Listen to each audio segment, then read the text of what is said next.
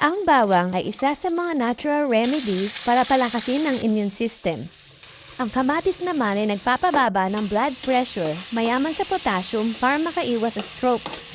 Nagpapalakas din ito ng immune system, may beta-carotene, vitamin A, fiber, at lycopene.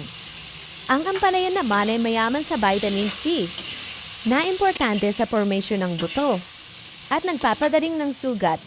Ang ampalaya ay naglalaman ng fiber, folate, potassium, zinc, and iron. Ang itlog naman ay magandang source ng protina. May taglay itong essential amino acid na kailangan ng ating katawan. Lalo na upang mapanatili ang ating muscle mass at strength. May taglay din itong fats, marami din itong vitamins and minerals.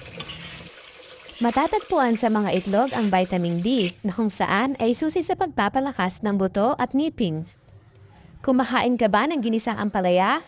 Maraming iba't ibang lutuin ang pwede sa ampalaya. Maaaring haluan din ito ng pork, chicken breast, or shrimp. Ayan, luto na ang ampalaya. Tara, kain tayo.